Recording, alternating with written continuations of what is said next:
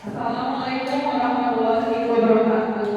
Waalaikumsalam warahmatullahi wabarakatuh. Nah, terima kasih Bapak Ibu yang sudah datang sini menyempatkan waktu untuk kita diskusi bareng, sharing bareng tentang budaya positif. Sebelum kita mulai diskusinya, apa baiknya kita untuk berdoa terlebih dahulu ya Bapak Ibu ya, agar yang kita dapatkan hari ini itu bermanfaat untuk kita semua, ilmu yang kita dapat hari ini juga bermanfaat untuk kita semua. Nah, untuk memulai kita diskusi sebelumnya kita berdoa terlebih dahulu ya Bapak Ibu ya. Berdoa dimulai.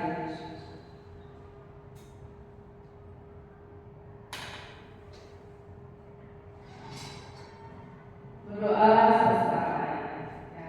Nah, kita itu hari ini akan mendiskusikan tentang budaya positif atau menyebarkan pemahaman dan penerapan pengalaman dan budaya positif. Sebelumnya, pertama nama saya Bapak Ina Mujidin dan rekan saya Bapak Hermawan itu CP dari angkatan 11 di SMA Negeri 1 Jember. Nah, budaya positif ya Bapak Ibu ya. Budaya positif. Nah, budaya positif itu bentukannya dari karakter dan kebiasaan dari sehari-hari anak-anak ya. Itu karakternya itu terbentuk dari budaya positif. Nah, apa itu budaya positif? Nah, coba kita diskusikan dulu ya Bapak Ibu ya. Nah, Bapak Ibu sebagai guru hebat yang SMA Negeri 1 Cibodem, pernah tidak menghukum siswa? Apa tidak? Ya, coba bagaimana? Baik, terima kasih Ibu Suparman. Izin sharing saja ya. Kalau untuk menghukum siswa kayaknya semua berubah. Oke. Oh pernah ya, pernah saya lakukan. Jadi ketika misalnya tapi hukumannya itu kan berbeda-beda ya. Tidak itu hukuman fisik tidak. Cuma misalnya hukuman harus menulis surat atau apa gitu.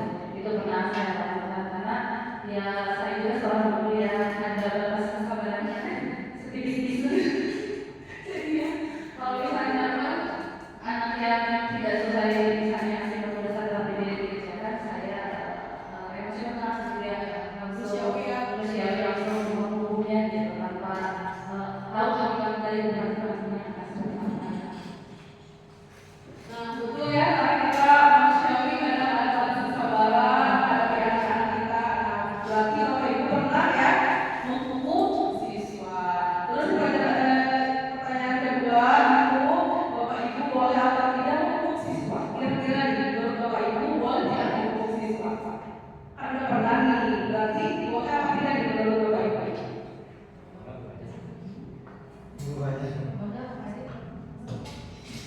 Ya, menurut Bapak Ibu nih boleh tidak menghukum? Ya, ya, Bapak Ibu. Kalau menurut saya menghukum siswa itu biasanya bukan ngasih hukuman sekedar menghukum ya, tapi dalam hukuman itu beri istilahnya memberikan pendidikan juga supaya anak tersebut tidak berlanjut dengan tugas-tugas misalnya yang tidak dengan kelas, dia melanggar pelajaran kelas hanya memberikan peringatan atau yang lain saja. Itu pendapat saya. Ya, terima kasih Bapak Ibu. Betul ya, jadi kita biasanya menghukum siswa itu bukan menghukum gimana-gimana ya, tapi untuk memberi pelajaran siswa agar tidak mengulangi kesalahan yang mereka perbuat. Terus,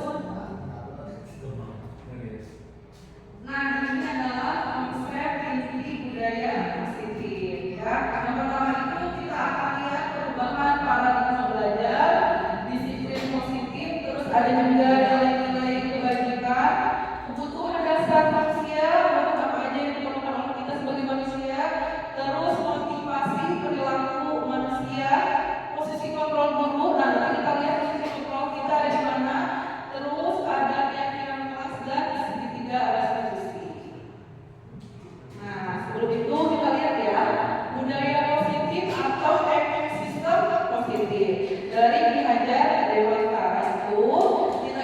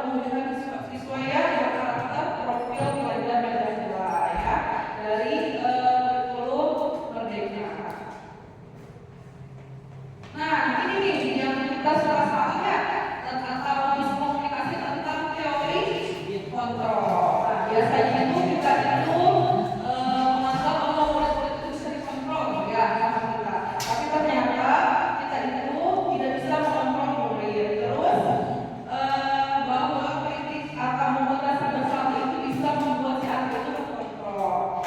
Terus miskononsepsi juga ada penguatan positif, efektif dan bermanfaat itu bisa mengontrol siswa. Terus ada lagi ilusi bahwa orang dewasa itu berhak memaksa. Kita kan sebagai orang dewasa ya, dari anak-anak murid kita itu biasanya suka lebih memaksa anak murid kita untuk nurut. Nah, coba kita lihat teori kontrol. Nah, ini ya. Jadi ada stimulus respon dan teori kontrol itu berbeda ya. Ada stimulus respon dan teori kontrol. Nah, biasanya ini kalau stimulus respon itu anak-anak itu kita beri apa dan tanggapan anak-anak itu bagaimana. Seharusnya itu teori kontrol itu harus dari diri dia sendiri. Contohnya kayak gini sih, kebutuhan kita sama, kita selalu melihat bahwa anak itu kebutuhannya sama, mengajarkan dengan hal yang sama. Padahal ternyata si anak itu kebutuhan itu berbeda-beda setiap orang. Terus ada lagi, semua orang melihat hal yang sama ya. Padahal anak itu tidak melihat hal yang sama dari kita atau pelajaran kita. Jadi anak itu mempunyai cara pandang yang berbeda-beda. Terus ada lagi, kita mencoba mengubah orang agar berpandangan sama dengan kita ya. Jadi kita sebagai guru kadang ingin anak kita itu berpikiran sama dengan kita. Padahal anak-anak itu mempunyai dunia sendiri dan cara pandang berbeda. Terus ada lagi, perilaku buruk dilihat sebagai suatu kesalahan. Kadang kita suka melihat anak itu dari perilakunya yang buruk. Ternyata kan mereka berperilaku seperti itu tuh ada alasan sendiri. Ada dari pihak atau motivasi eksternal atau internal dari diri dia sendiri. Terus ada lagi, orang lain bisa mengontrol saya ya, biasanya ya. Anak itu bisa dikontrol oleh kita sebagai guru. Ternyata yang hanya bisa mengontrol anak itu adalah diri dia sendiri, bukan kita sebagai guru atau kita yang lebih dewasa tidak. Karena yang bisa mengontrol anak itu adalah diri mereka sendiri. Terus ada lagi pemaksaan. Ada pada saat menunjukkan gagal. Bisa kita gagal menuju si anak, akhirnya kita memaksa si anak untuk nurut. Ya Bapak Ibu ya, padahal kita tidak bisa mengontrol si anak itu ya, karena dengan pemaksaan atau kita kontrol dengan menunjukkan ya, karena suatu sikap anak itu atau perilaku anak itu dari diri dia sendiri. Nah, ini ya Bapak Ibu ya, disiplin sama disiplin positif. Jadi kita harus lihat dulu disiplin. Nah, tadi disiplin itu apa? Disiplin itu artinya itu bertanggung jawab apa yang mereka lakukan ya, berdasarkan nilai-nilai yang diyakini itu adalah disiplin. Nah, kalau disiplin positif adalah salah satu cara penerapan disiplin yang bertujuan untuk menumbuhkan kesadaran serta didik tanpa imbalan atau reward. Jadi dia itu ingin melakukan hal itu dari diri dia sendiri ya. Jadi sebagai seorang guru, tujuan kita itu menciptakan peserta didik yang memiliki disiplin diri sehingga mereka berperilaku sesuai pada nilai-nilai kebajikan universal dan memiliki motivasi intrinsik dalam perubahan perilaku ke arah yang lebih baik. Jadi dari dia sendiri untuk melakukan hal-hal yang baik ya, bukan dari kita sebagai guru yang menyuruh atau dari lingkungan atau dari dia sendiri. Nah, sebelum itu ada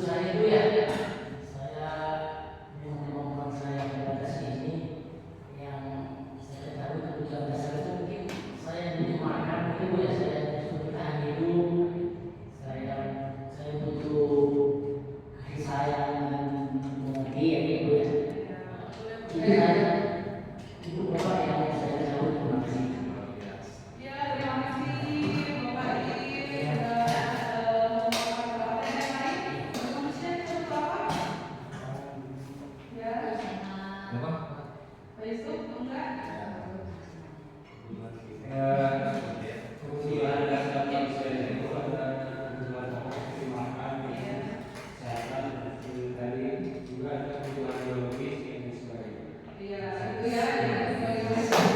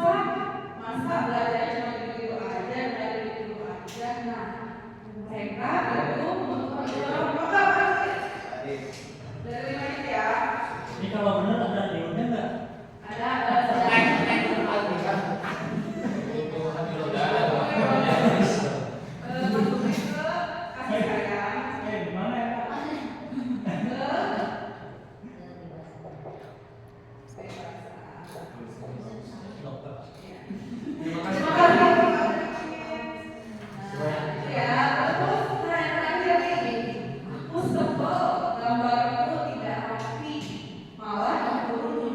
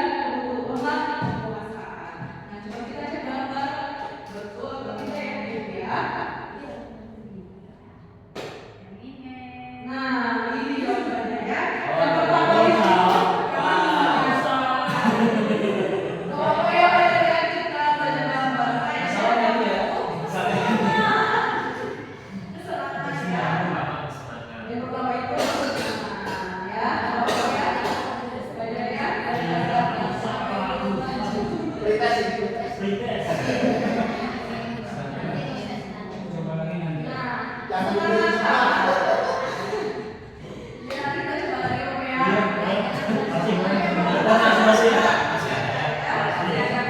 Siap. Nah, Bapak Ibu, kenapa Sering. kenapa kesenangan nih Bapak Ibu? Karena saat itu Senang nyanyi ya, nyanyi berarti sedang duduk di kelas, sedang kebutuhan diri kebutuhan kesenangan. Terus yang kedua itu kebutuhan cinta kasih dan diterima. Jadi saat itu pengen dipuji ya Bapak Ibu ya, saya diperhatikan, dipuji, dilihat gitu. Jadi kebutuhan itu cinta kasih apa diterima. Terus yang ketiga itu kebutuhan kebebasan. Kenapa kebebasan nih Bapak Ibu? Ya betul. Jadi saya menginginkan hal yang baru, bosan ya dengan situasi kelas. Terus yang keempat itu tentang kebutuhan penguasaan. Kenapa penguasaan nih Bapak Ibu? Karena dia ya karena dia tidak menguasai area untuk menggambar, tapi lihat ke biasanya ke teman-teman. Jadi kebutuhan penguasaan. Nah, ya. Habis itu, terima kasih ya Bapak Ibu ya.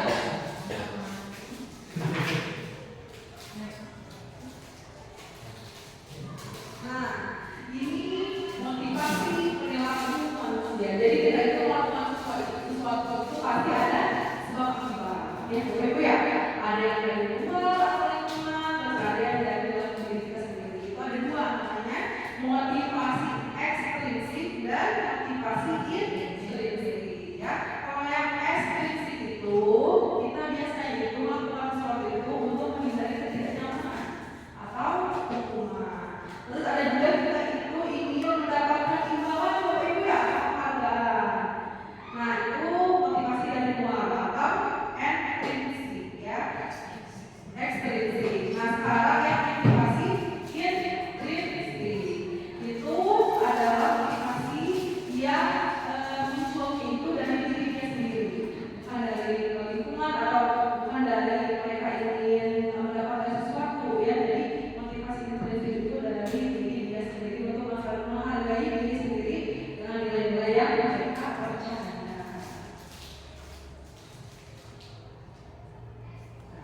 Nah, kita lihat nih sekarang dari tadi motivasi, sekarang kita ke posisi kontrol guru ya Bapak Ibu ya. Ada 5 posisi kontrol guru atau posisi yang bisa kita lakukan sebagai guru ya ketika anak-anak melakukan suatu tindakan. Bapak Ibu yang pertama itu ada penghukum ya, terus ada membuat rasa bersalah, terus ada kita bisa sebagai temannya, kita bisa sebagai pemantau, dan kita bisa sebagai manajer ya. Itu adalah 5 posisi kontrol kita sebagai guru ketika anak melakukan sebuah tindakan. Nah sebelum itu kita lihat dulu ada 5 contoh posisi kontrol.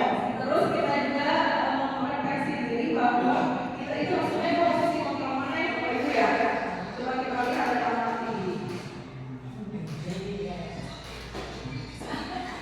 Ada Bapak Ibu ya coba.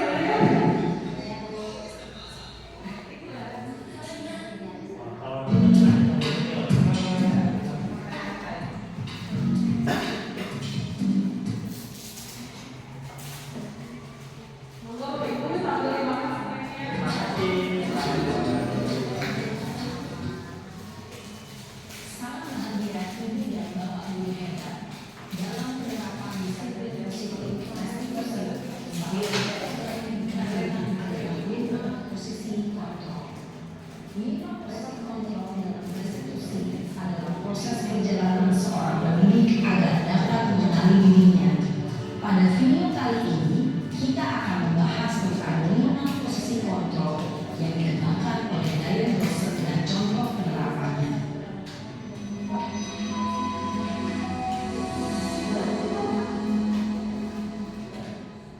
5 posisi kontrol itu adalah 1. Posisi penghukum, 2. Posisi pembuat rasa bersalah, 3. Posisi teman, 4. Posisi pemantau atau monitor, dan 5. Posisi manajer. Untuk lebih memahami kelima posisi tersebut, mari kita saksikan kasus Naren yang terlambat hadir 20 menit di sekolah dan melihat bagaimana kelima posisi kontrol dalam menghadapi masalah tersebut.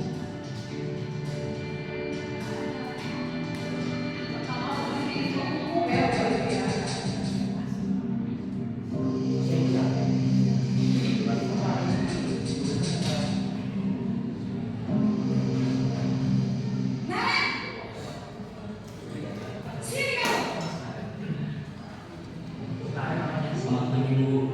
Selalu terlambat. Kamu deh, pasti terlambat. Maaf Bu, saya Apa? Apa coba? Alasan kamu apa lagi? Kapan sih kamu tidak terlambat? Malas sekali ya kamu jadi anak.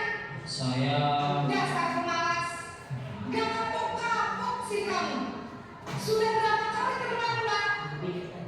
Sana, kamu keliling lapangan basket 2 kali.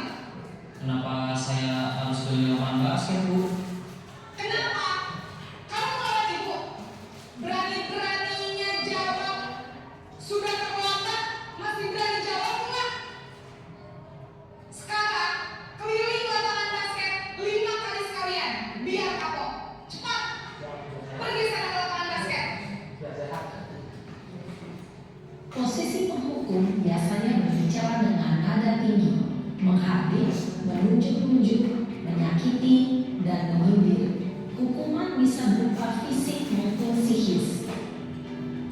Ibu dan bapak guru hebat.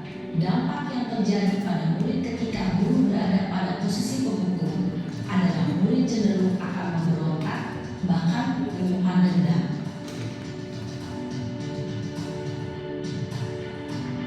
Yang kedua posisi membuat rasa bersalah.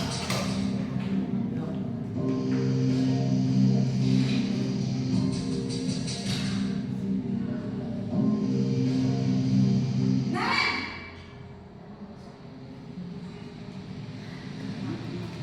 Selamat pagi Bu. Naren. Kamu kenapa terlambat lagi, nak? Ya Tuhan, Naren. Kamu senang ya bikin ibu susah ya? Kalau kamu terlambat lagi, nanti ibu yang ditegur bapak kepala sekolah, nak. Disangka ibu tidak bisa membina kamu. Duh, gimana ini? Maaf Bu. Duh, Gusti Naren. Kamu suka ya kalau ibu tegur bapak kepala sekolah? Terus, sekarang ibu harus tulis apa yang di buku absen? Ini kamu sudah sering terlambat loh. Ibu harus apa coba? Maaf Bu. Maaf sekali. Ya sudah, lain kali jangan bikin ibu susah lagi ya nak ya. Ibu tidak akan kuat lagi kalau kamu gini terus. Bisa jantungan kalau ibu tegur bapak kepala sekolah. Sana cepat ke kelas. Maaf ya Bu. Maaf sekali. Posisi pembuat rasa bersalah berbicara dengan nada tenang, cenderung lembut, namun kata-kata yang diutarakan membuat murid merasa menjadi orang yang gagal, memandang buruk dirinya sendiri, merasa tidak berharga, dan tidak sanggup membahagiakan orang lain. Ketika guru mengambil posisi pembuat rasa bersalah, murid akan menganggap dirinya yang bersalah dan ia akan menyimpan emosi negatif tersebut di dalam dirinya.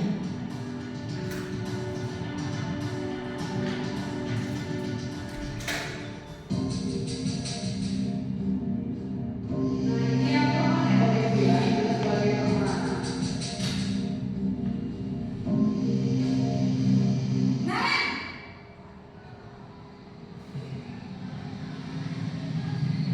Selamat pagi Bu. wah sudah jam berapa ini nak? Terlambat lagi ya sayang. Iya Bu. Habis ibu saya membangunkan saya Bu. Kamu malah menyalahkan ibu kamu.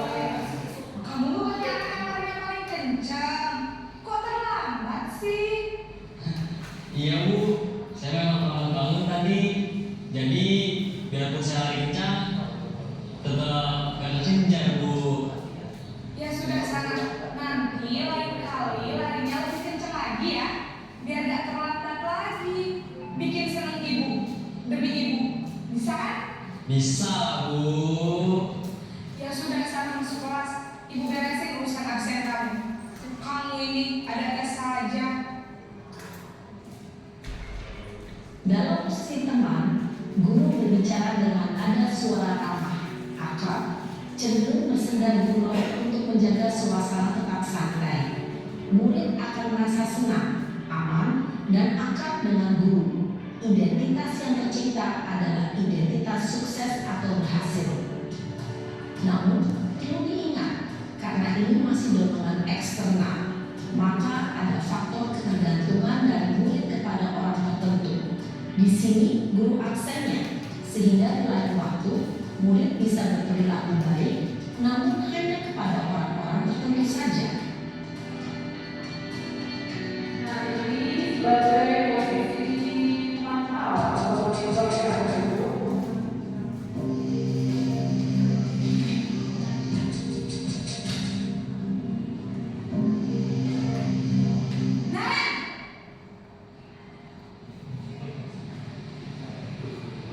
Selamat pagi Bu.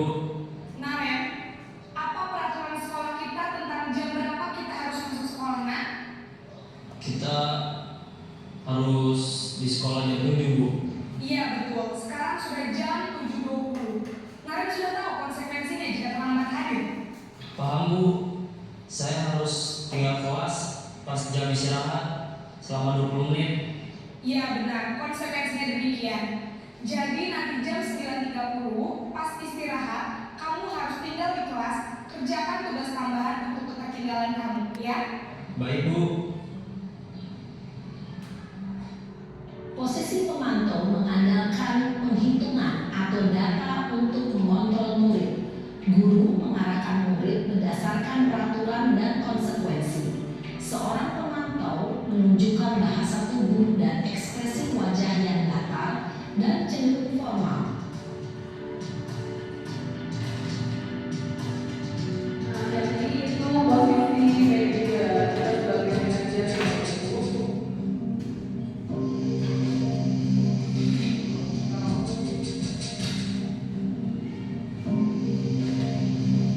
Naren!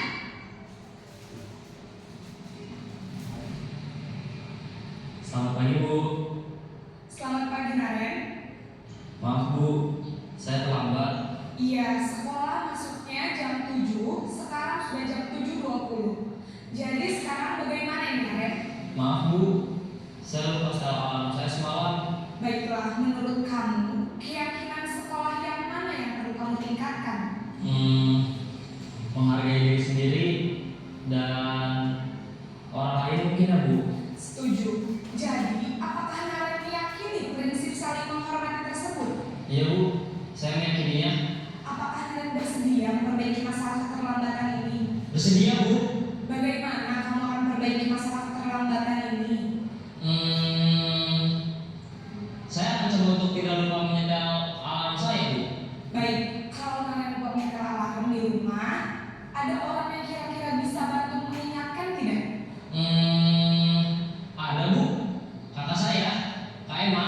Ada lagi selain Kak Emma? Selain Kak Emma, ada ibu saya. Baik, jadi yang mengingatkan Naren adalah Kak Emma dan ibu kamu ya? Kira-kira akan mulai setel alarm kapan nih Naren? Setelah pulang sekolah, akan segera saya lakukan. Baik, jadi Naren akan setel alarm untuk bangun besok pagi dan akan diingatkan oleh kakak dan ibunda Naren ya. Ada lagi yang mungkin perlu dilakukan Naren agar tidak terlambat bangun lagi. Tidak ada Bu. Baik Naren, terima kasih untuk kerjasama kamu. Sekarang kamu perlu kembali ke kelas untuk belajar. Baik Bu, terima kasih. Posisi manajer adalah posisi kontrol yang disarankan untuk membimbing murid memiliki sikap disiplin yang positif, yaitu murid yang mandiri, bertanggung jawab, dan dapat memecahkan masalah. Tujuan dari posisi ini adalah agar murid dapat berefleksi atas tindakannya. Guru akan dengan tulus memberikan pertanyaan-pertanyaan bermakna sehingga membuat murid dapat belajar dari kesalahannya dan mencari sebuah solusi untuk menyelesaikannya. Ibu dan bapak guru hebat, setelah mengamati adegan kelima posisi kontrol tadi, kira-kira posisi mana yang paling ideal? Posisi mana yang dapat menunjang motivasi intrinsik murid? Ya, tentu posisi manajer. Posisi ini memang posisi ideal yang ingin dituju setiap pendidik. Pada posisi inilah, guru dapat menerapkan disiplin positif yang berpihak pada murid, yang memerdekakan murid. Perjalanan seorang pendidik tentunya tidak mudah untuk sampai pada posisi seorang manajer. Namun, tujuan kita pasti, yaitu menciptakan murid-murid yang mandiri, merdeka, dan bertanggung jawab. Semoga penggambaran 5 posisi kontrol. Nah, jadi ada berapa Bapak Ibu posisi kontrol? 5. Sebagai pembuku, merasa bersalah, Pemantau manajer. manajer. Nah, kira-kira nih Bapak Ibu di sini posisi kontrol Bapak Ibu biasanya itu ada di mana?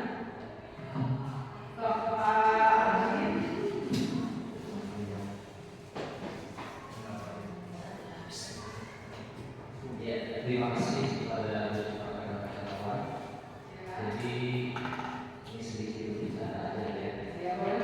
Perlu saya akui, jadi terlibat kontrol itu atau terlibat posisi kontrol itu pernah saya alami dan saya mungkin semua pernah mengalami juga.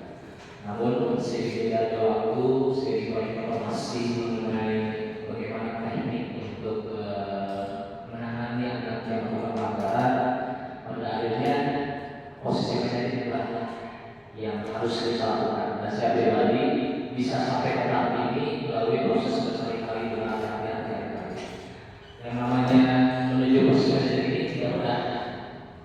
Apalagi ketika kita salah dulu dalam membuat pekerjaan dan menemui anak yang bermasalah, ini nyaman, emosi nyaman, kita ingin menghukum. Tapi ketika kita sadar bahwa posisi manajer ini harus kita lakukan, maka itulah yang terbaik. Tapi mungkin dengan latihan yang perlu berkali-kali. Mungkin itu posisi manajer yang harus kita lakukan. Terima kasih. Ya, terima kasih Pak Adi. Ya, jadi seharusnya itu kita ada di posisi manajer. Tapi kita kadang sebagai manusia itu kadang tidak sadar, kadang sebagai posisi pembuku atau posisi merasa bersalah. Coba dari 5 posisi kontrol tadi, kira-kira Bapak Ibu bisa nggak ya mengidentifikasi bahwa ini itu posisi kontrolnya itu apa ya? Nah, yang pertama, saya kecewa sekali dengan kamu. Menurut Bapak Ibu, itu posisi kontrolnya apa ya? Tapi Menurut saya itu posisi kontrol membuat rasa bersalah. membuat merasa bersalah. Ya karena ada kata kecewa sekali yang ya kecewa dengan kamu, jadi merasa anak itu merasa bersalah. Nah, terus ada lagi, kamu tidak pernah benar melakukannya. Nah, Bapak Ibu kata ini termasuk posisi kontrol. Kamu tidak pernah benar melakukannya. Nah, Bapak Ibu, ini mereka ini atau si murid kita ini sebagai posisi kontrol apa? Bapak Ibu? Mungkin penghukum. Hukum, ya betul ya, hukum. Kenapa? Karena kita langsung menyebutkan ya, menyebutkan. Kamu tidak benar melakukannya. Siapa tahu dia itu tidak benar melakukannya karena ada sebab akibatnya yang dia. Terus ada lagi, apa cara untuk menyelesaikan masalah ini? Manajer. Ya, jadi betul sekali ya Bapak Ibu. Ada lagi ya, si murid itu sebagai guru, apa ada cara untuk menyelesaikan masalah ini? Jadi si anak itu menyelesaikan masalah itu dengan dirinya sendiri itu dari diri sendiri. Ada kita yang memberitahu, ada kita yang menuntut tapi dari diri kita sendiri. Terus ada lagi, kamu tidak pernah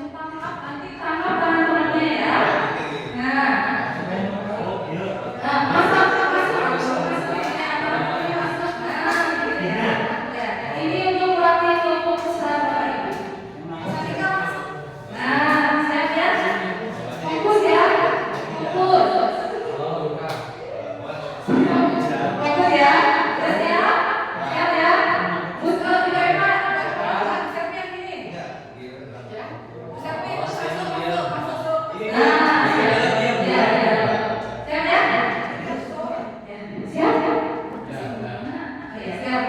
Enggak, diam aja. Siap ya? Jauh. Jauh sih. Dekat. Siap ya?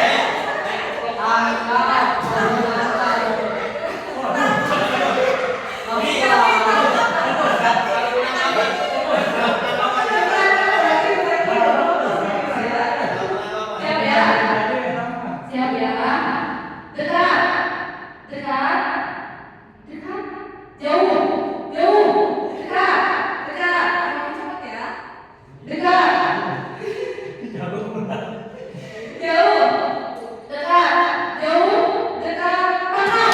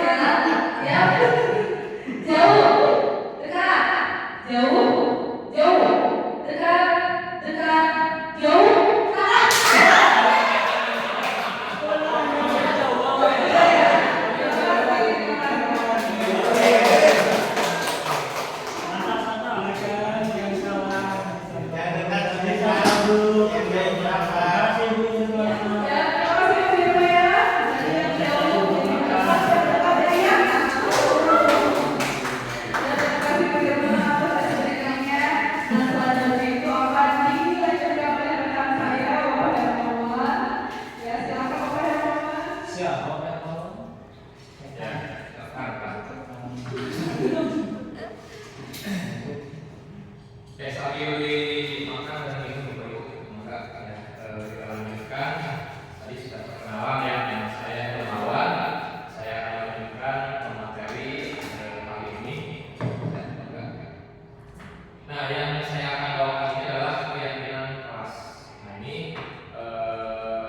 kenapa? Karena ini sangat penting ya di kelas, apalagi nanti bagi ibu sebagai wali kelas mungkin itu harus ada yang namanya keyakinan kelas. Ya, keyakinan kelas ini harus kita lakukan ya supaya dan ada apa ya pengalaman bagi siswa terkait dengan keyakinan kelas ini. Nah, kira-kira mengapa keyakinan kelas ya? Mengapa bukan peraturan kelas? Ada yang mau menggunakan apa atau perbedaannya boleh? Keyakinan kelas bukan peraturan kelas. Kenapa? Kira-kira ada yang tahu nggak?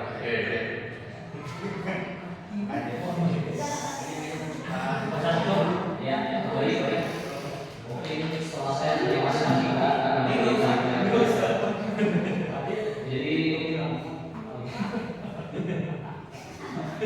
Jadi menurut yang saya pahami, kenapa keyakinan kelas tidak peraturan kelas? Dari definisi saja, kalau peraturan itu bersifat mutlak. Kalau keyakinan itu, kalau peraturan bersifat mutlak dari orang. Tapi kalau keyakinan itu bersifat mutlak dari diri kita. Sehingga apabila segala sesuatu yang muncul dari diri kita atau dari hati kita, itu akan berdampak positif pula untuk semuanya. Mungkin seperti itu, Pak. Luar biasa. Terima kasih. Oke, boleh. Ada yang mau menambahkan tadi? Silakan. Menurut saya, apa yang saya dapat sepakat. Kalau keyakinan kelas, menurut saya itu kebersamaan atau bisa dikatakan dua pihak. Ada guru dengan siswa. Kalau peraturan hanya satu sisi, satu pihak. Misalnya hanya dari pihak sekolah atau dari guru saja. Terima kasih. Oke, terima kasih. Tentang buat keduanya tadi. Oke, selanjutnya. Nah, di sini yang tadi sudah dikatakan karena Pak Ibu sudah mengetahui semuanya ya. Di sini ada keyakinan kelas, ada hukuman dan penghargaan. Ini tiga kata yang memang bakal kita sering dan menemukan di sekolah. Yang pertama yang tadi ya, mengapa tidak berat saja, mengapa harus keyakinan kelas? Dan di sini ada beberapa kata-kata mengapa kita memiliki peraturan harus menggunakan helm, gitu ya? Misalkan ketika mengendarai kendaraan roda dua, gitu ya. Nah, itu berarti kan peraturan yang harus dilakukan oleh masyarakat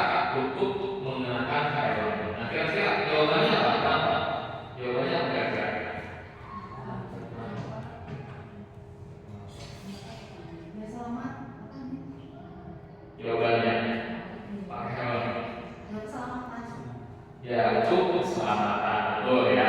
Kemudian yang kedua, mengapa kita memiliki peraturan 3M? Menggunakan masker, mencuci tangan dan menjaga jarak. Kesehatan, betul ya. Yang ketiga, kenapa kita memiliki peraturan harus datang tepat waktu pada saat mengikuti pelatihan disiplin? Betul disiplin. Tapi di sini kata-katanya masih peraturan, gitu ya.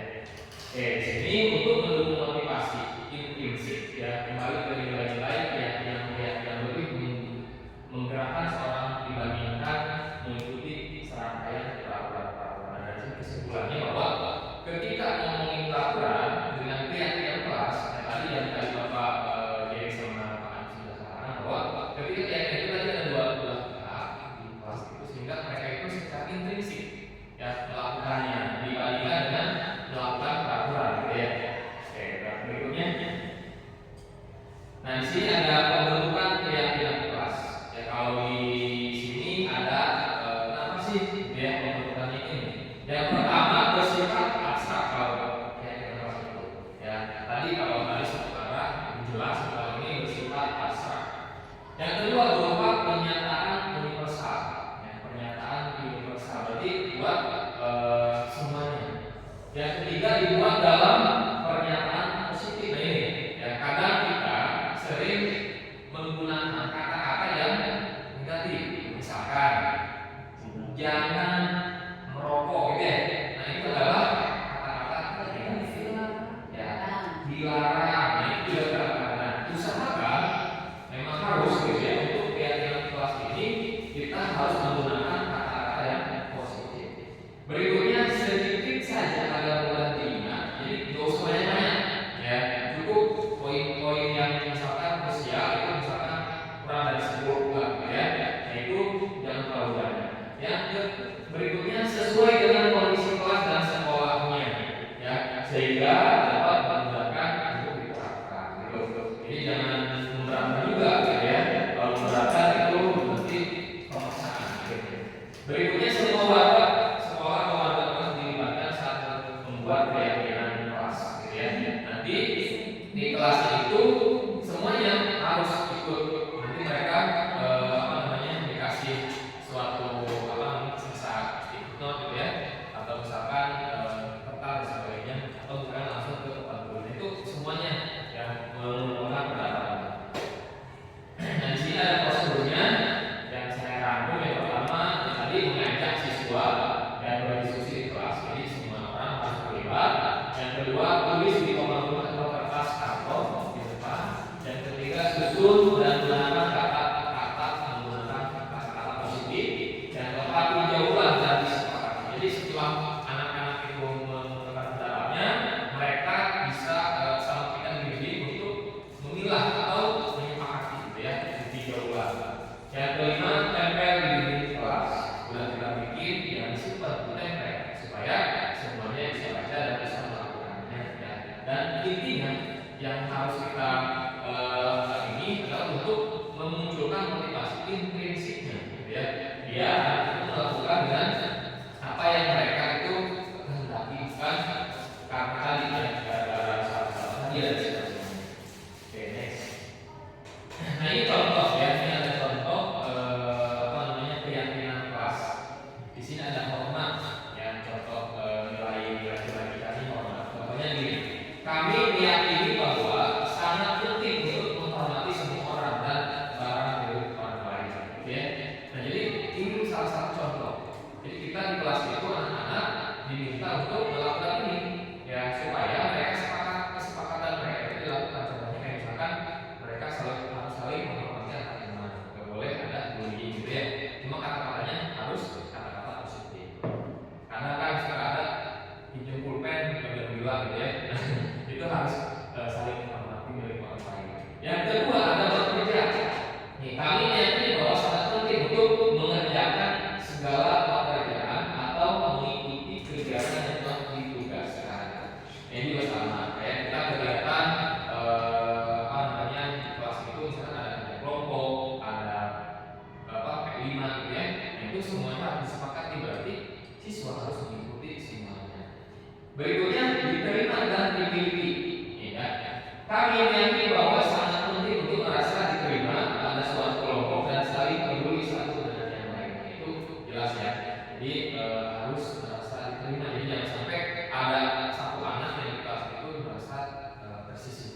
itu nggak boleh. Ini contoh ya, nanti Bapak Ibu bisa kembangkan di kelasnya masing-masing. Nah ini dengan kakak kunci nilai kebajikan ya, kita mungkin semuanya Bapak Ibu kita semuanya sudah mengetahui, cuma ini mengingatkan saja. Di sini ada contoh nilai kebajikan yang pertama adalah profil pelajar Pancasila.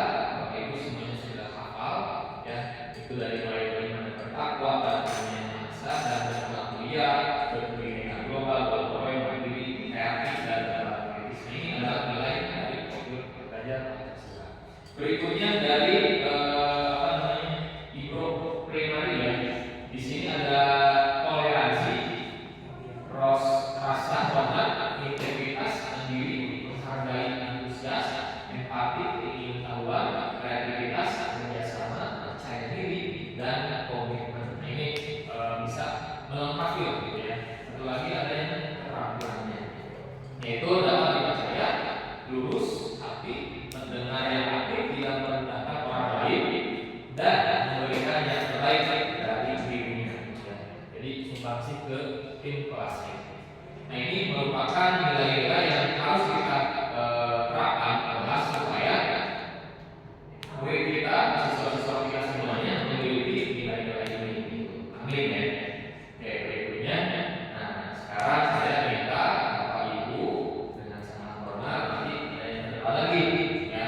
Di sini kira-kira nih yang pertama peraturan selalu kembalikan buku ke tempatnya. Nah itu termasuknya kegiatan apa? Ya, saya tadikan. Itu nanti boleh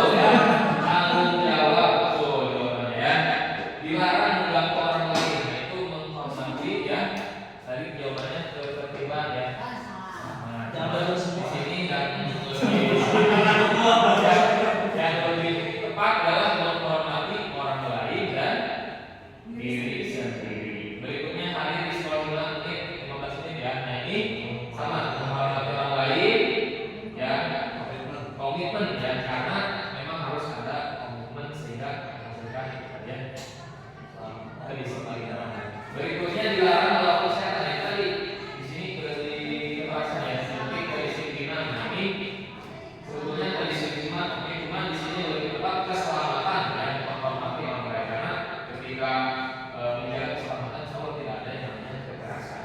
Dilarang menggunakan narkoba, betul ya tadi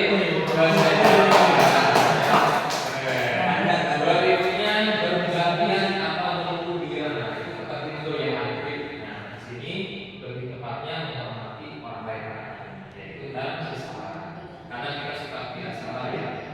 Berikutnya gunakan masker, yaitu kesehatan dan dua ya, dan keselamatan. Dan yang terakhir jangan berlari di kelas atau koridor, itu keselamatan juga dan keamanan, gitu ya. Karena nanti ketika terjatuh dan nanti mereka yang apa namanya merasakan gitu ya. Oke itu Bapak ya, Bapak Ibu kita sambung lagi. Terima kasih atas atensinya. Sekarang kita masuk ke di sini ada penjelasan. Jadi identitas gagal itu ada satu yang yaitu hukuman, ada identitas berhasil atau keberhasilan atau sukses. Nanti ada dua istilah yang pertama yang digunakan adalah hukuman. Nah ini yang gagal. Jadi kadang kita itu sering ya tiba-tiba langsung hukum dan sebagainya, itu sebetulnya itu tidak dianjurkan karena menghasilkan identitas yang gagal atau menghasilkan siswa yang nanti terekam ya. Nah ini yang hukuman sesuatu yang menyakitkan harus terjadi, karena yang namanya hukum biasanya kan apalagi hukuman fisik ya. Nah itu akan menyakitkan, betul nggak? Betul ya, menyakitkan isi hatinya. Nah di sini ada yang identitas berhasil, contohnya adalah sanksi atau konsekuensi. Ada sebab akibat, gitu ya. Sesuatu harus terjadi, asalkan pasti ketika kekeliruan dari mereka, ya. Dan ada tahapan restitusi. Nah restitusi itu lebih tepatnya dijelaskan lagi, itu berkaitan dengan mengajak orang itu atau siswa itu kita dialog, gitu ya. Nah itu restitusi merupakan suatu pilihan kenapa mereka itu melakukan itu di proses alasannya. Cuma ketika kita menjadi dihukum ya tanpa tahu penyebabnya itu salah. Ya.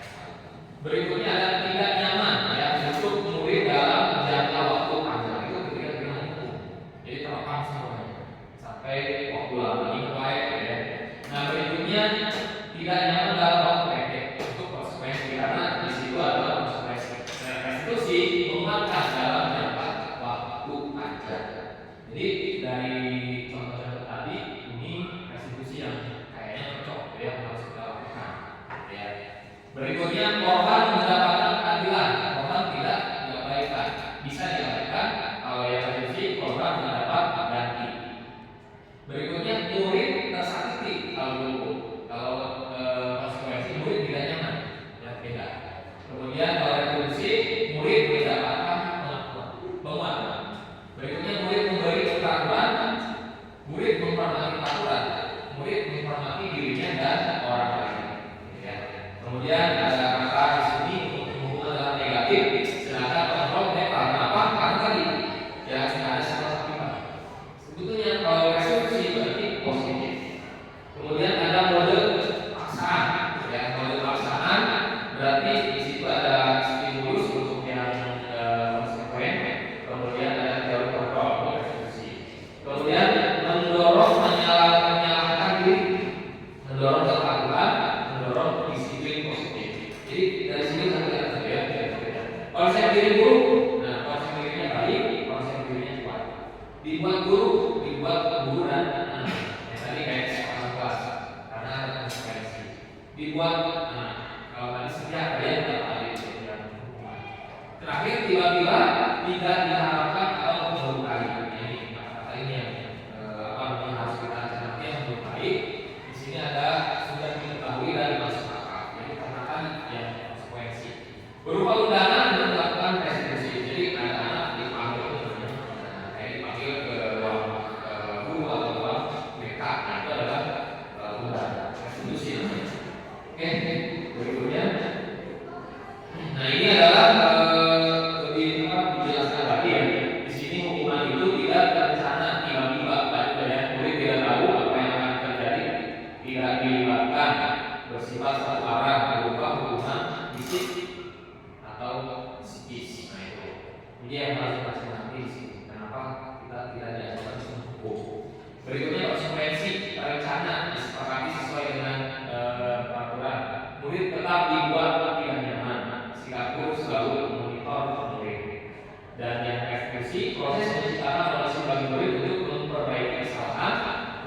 kolaboratif yang mengajarkan murid-murid mencari solusi sendiri. Jadi diajak berdialog gitu, sehingga menghasilkan solusi sendiri. Oke, berikutnya. Oke, di sini coba sekarang minta dari Bapak Ibu lagi ke depan sekali lagi.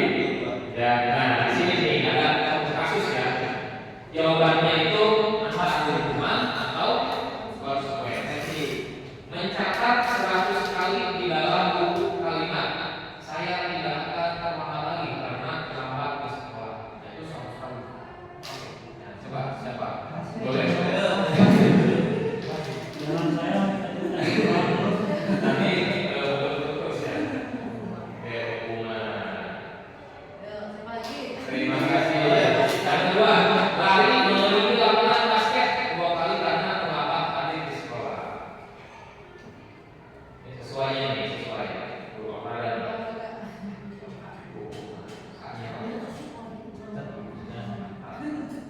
Yang ketiga, murid diminta untuk pusat 15 kali karena tidak menggunakan masker ke sekolah.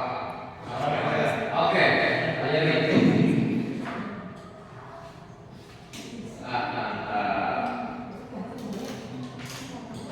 Hukuman. Yang keempat, menggantikan kertas tugas teman yang telah dicoret-coret.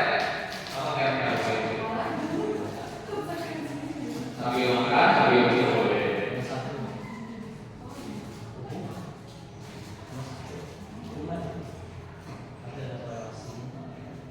Berikutnya, membersihkan tumpahan air di meja tulis karena tersenggol pada saat belajar. Ya, siapa? Pastikan. Boleh.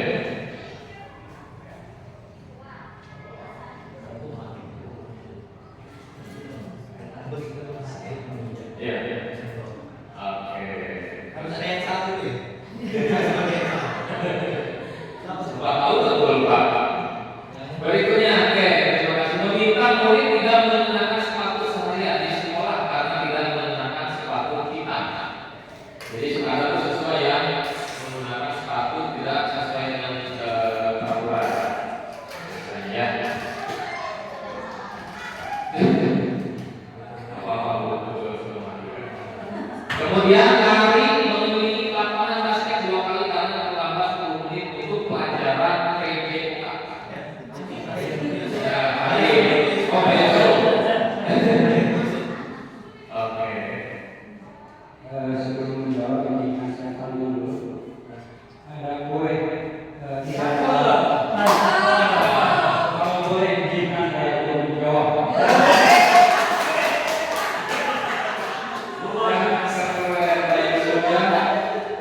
Ini ahli muridnya. Terima kasih Pak Yusuf atas bantuannya. Oke, ini konsekuensi maksudnya ya. Oke. Kita coba ungkap ya, Bapak Ibu ungkap jawabannya Pak. 1, 2, 3. Luar biasa ya. Yang pertama betul hukuman, yang kedua hukuman, yang ketiga hukuman, yang keempat ya, yang keempat konsekuensi, yang kelima konsekuensi, yang keenam harusnya hukuman ya. Oke, jadi salah satu tidak apa-apa.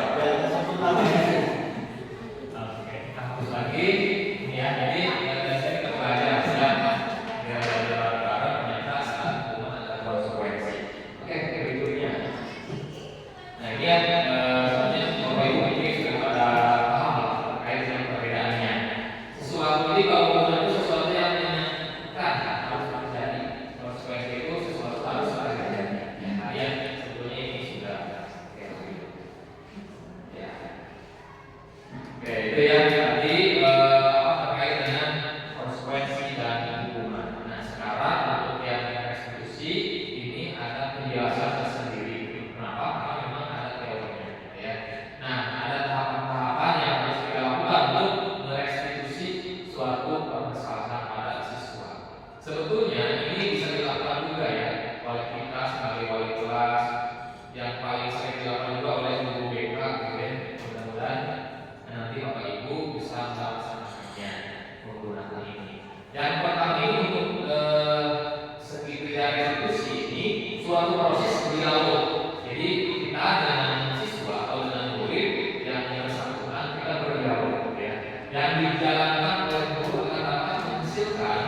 murid yang mandiri dan bertanggung jawab. Ya, nah ini, ya, ini.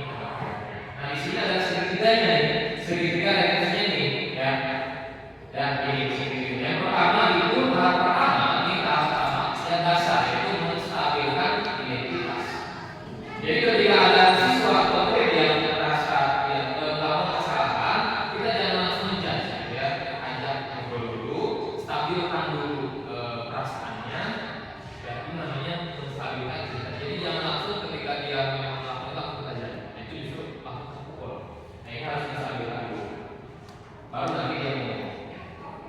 Yang kedua itu validasi tindakan yang salah.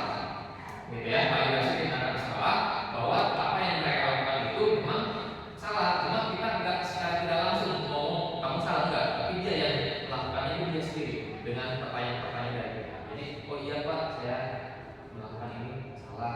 Jadi mengakui dengan sendiri. Berikutnya yang ketiga, tahap yang berikutnya adalah menanyakan keyakinan. Nah, kita tanyakan keyakinan yang kita sudah buat tadi apa dan kamu melanggar yang bagaimana, ya. Nah, itu ya itu adalah tahapannya, dia ada tiga. Oke. Nah, ini menstabilkan contoh ya, ini contohnya. Menstabilkan identitas berdasarkan prinsip membuat kesalahan adalah bagian dari proses pembelajaran. Ini prinsipnya. Bahwa siswa itu melakukan kesalahan itu adalah proses pembelajaran. Kata-kata yang pertama harus kita ini contoh-contoh saja yang mungkin nanti bisa dikembangkan lagi. Berbuat salah itu wajar, kan? Dari awal kita kemudian tidak ada manusia yang sempurna kok. Kemudian ibu bapak juga dulu pernah melakukan ini. Kemudian ibu bapak tidak mau mencari siapa yang salah, tapi ibu bapak ingin mencari solusi dari permasalahan ini. Jadi tidak ke permasalahan tapi ke solusinya. Berikutnya kamu hak merasa itu. Itu contohnya, stabilkan ya. Berikutnya contoh yang validasi tindakan ini berdasarkan prinsip ya perilaku berupaya memenuhi suatu kebutuhan tertentu. Nah ini contohnya, kamu pasti punya alasan kenapa melakukan itu. Jadi tanya, jadi tidak langsung tidak kamu salah. Jangan boleh. Yang kedua, padahal kamu bisa melakukan yang lebih buruk dari dia. Kamu takut bangga karena telah melindungi sesuatu yang penting buatmu. Kamu melakukannya karena mempertahankan sesuatu yang penting buatmu. Misalkan dia ada misalkan tenaga yang kita ini ternyata diambil temannya, mereka merasa apa namanya? Nah ini kamu lakukan. Oke. Berikutnya menanyakan keyakinan, ya. Berdasarkan prinsip kontrol bahwa pada dasarnya kita termotivasi secara intensif, ya, secara intensif. Jadi bukan eksplisit, tapi intensif. Jadi kesadaran sendiri. Apa itu yang salah kita? Nah, tanya lagi. Kemudian dari apa yang salah disepakati bersama, ya. Kemudian seperti apa gambaran sebuah kelas yang ideal? Kemudian kamu ingin menjadi orang yang seperti apa, gitu ya. Nah, ini adalah contoh pertanyaan-pertanyaan atau pernyataan keyakinan, pernyataan keyakinan. Oke, ini dan terakhir ada ini Bapak Ibu. Ini contoh yang Bapak Ibu kenal.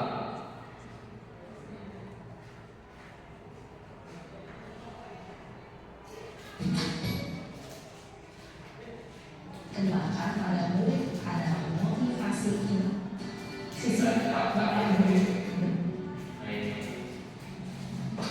Bisa disimak ya Bapak Ibu. Tulis lagi maknanya.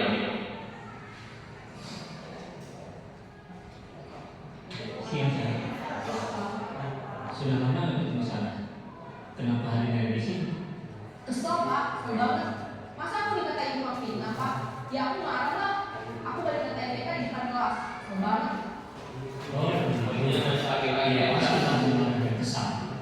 Bapak juga kan marah apabila ada yang menuduh Bapak seperti itu. Kemudian pada saat itu kamu mau melakukan apa? Ya saya langsung ke TPK lah Pak. Kesel banget. Saya bentak-bentak dia depan teman-teman lain. Oh begitu. Pasti kamu melakukan seperti itu karena suatu alasan tertentu kan? Iyalah. Ini adalah validasi tindakan yang salah. Ya saya bela diri lah. Masa saya dituduh tukang fitnah? Ya wajar lah. mempertahankan harga diri itu sesuatu yang penting buat kamu. Untung kamu tidak lebih gegabah lagi, hanya meminta-minta. Iya Pak. Untung saya masih bersabar dan hanya meminta saja. Sudah gemes padahal saya pasti bela diri lah. Ya pasti ya. Tapi kamu memilih untuk tetap bertahan dan bersabar. Kamu memilih untuk tidak berbuat lebih parah lagi. Iya. Nah, sekarang coba kita lihat lagi. Dari tadi nggak menanyakan Tindakan kelas. Tindakan kamu itu kira-kira sesuai dengan keyakinan kelas atau prinsip kamu tidak? Enggak lah Pak. Capek Pak jadi pemarah. Jadi keyakinan atau prinsip mana yang kurang sesuai dengan keinginan kamu? Ya, saya sebenarnya sangat menghargai orang lain. Mungkin saat itu saya menjadi emosi, jadi tidak menunjukkan sikap itu. Kamu meyakini tidak? Menghargai orang lain itu penting buat kamu. Yakinlah Pak.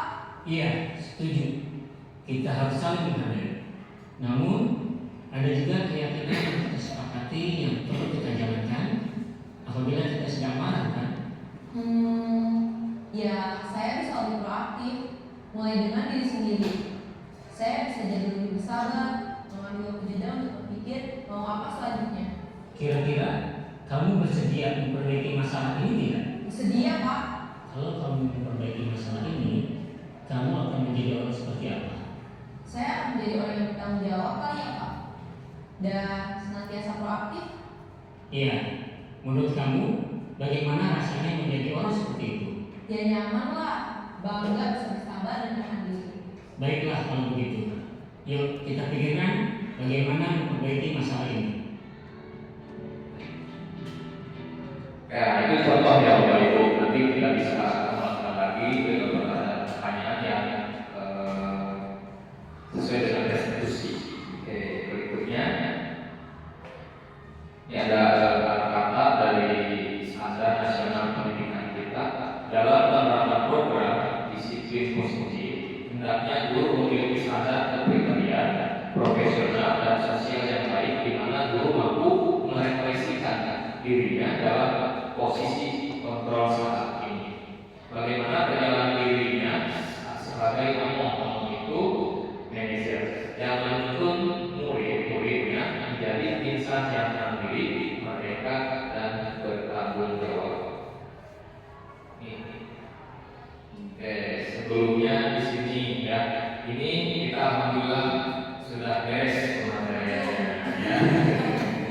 Oke, berikutnya jika ada dari Bapak Ibu yang mengganjal dan ingin bertanya, dipersilakan. Kalau bertanya juga refleksi juga kan? Boleh. Terima dulu saya. Oke, boleh. Baik, terima kasih ya teman-teman dan Bapak Ibu luar biasa ya, tentang budaya positif ini luas sekali ya. Dan kita sebagai guru kan benar-benar harus yang kita harus belajar kayak protokol di kelas kebutuhan macam-macam ya.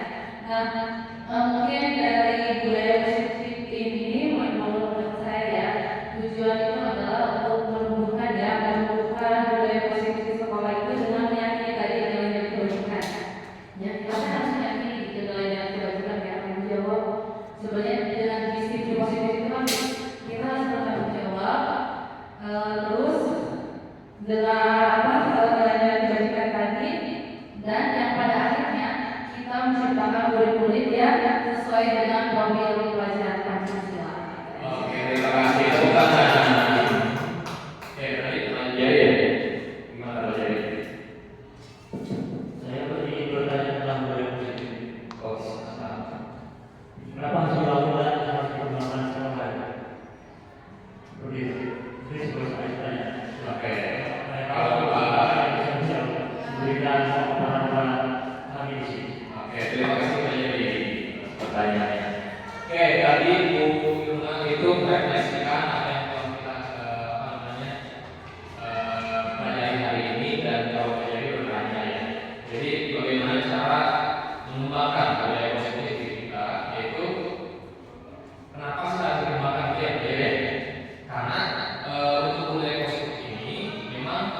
di sekolah itu harus menjadi sebagai acuan terdepan.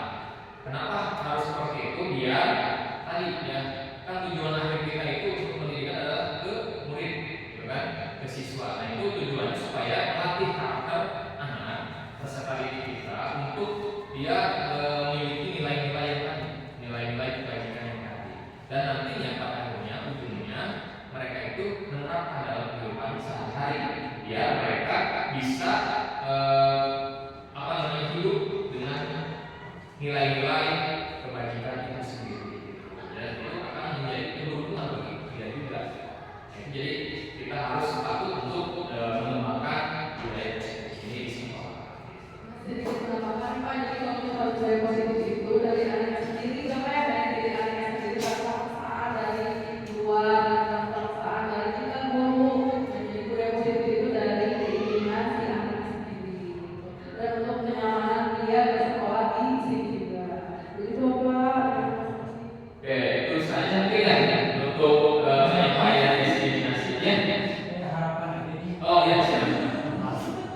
Ya, dari sini ada. Oh iya, ada yang ada selotip di atas papan. Budaya positif mudah-mudahan bisa diterapkan. Luar biasa itu penyampaian bermanfaat ya. Amin ya. Mari Bapak Ibu ya, kita juga sama di sini masih belajar, dan terima kasih sudah menyempatkan waktunya untuk destinasi ini. Dan saya beribu-ribu terima kasih ke Bapak Ibu semuanya yang sudah hadir, dan terima kasih atas saran Bapak Ibu tadi. Mudah-mudahan kita bisa merealisasikan di sekolah ini bareng-bareng, karena kita pun nggak bisa bekerja sendiri, kita harus berkolaborasi untuk memajukan SMA Negeri 1 Cikuda ini. Baik, itu saja undur diri ya dari kami. Terima kasih atas perhatian Bapak Ibu dan waktunya, dan mohon maaf atas segala kekurangannya. Saya ucapkan terima kasih. Wabillahi